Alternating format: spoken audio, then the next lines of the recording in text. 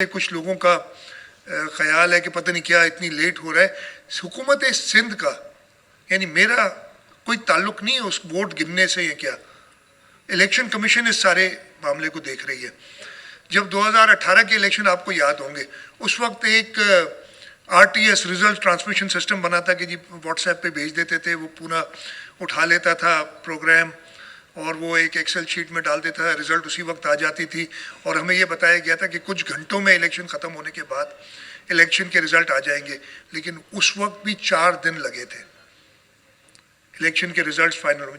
अच्छी तरह आपको याद होगा एक बहुत बड़ा मसला हुआ था जब RTS था। उस RTS के जो सिस्टम था उसके लिए काफ़ी लोगों को इतराज़ात बाद में हुए कि नहीं जी ये मैनिपुलेशन इससे हुई है। उसके बाद वो EVMs इलेक्ट्रॉनिक वोटिंग मशीन्स की बात करते जिसको हम कह रहे थे कि नहीं जी ये भी ऐसी चीज़ है कि जिससे मैनिपुलेशन हो सकती है।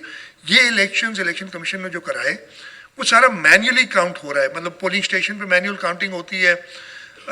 एक यूनियन काउंसिल में 3 वोट होते हैं। आप वार्ड के मेंबर का यानी एक पोलिंग स्टेशन पे एक वार्ड के मेंबर का वोट होता है, फिर आप चेयरमैन वाइस चेयरमैन का वोट देते हैं और फिर डिस्ट्रिक्ट काउंसिल के मेंबर का वोट देते हैं। जो अर्बन यूनियन काउंसिल्स हैं उसमें 2 वोट हैं आपके मेट्रोपॉलिटन में, तो टाइम लगता है। इलेक्शन कमीशन से मैं राब्ते में था कि जी आप जल्दी करें, ये लोग हमारी तरफ समझ रहे हैं।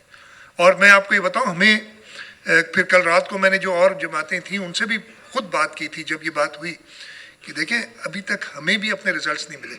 हमें अपने पोलिंग एजेंट से मिल रहे हैं कि जी हम जीत गए फलानी जगह जो हमारी बैठी, लेकिन जो ऑफिशियल रिजल्ट हमें नहीं मिल रहे। तो इसमें कोई ऐसी चीज़ नहीं, ये मैं यकीन दिलाता हूँ और ये इलेक्शन कमीशन का काम है।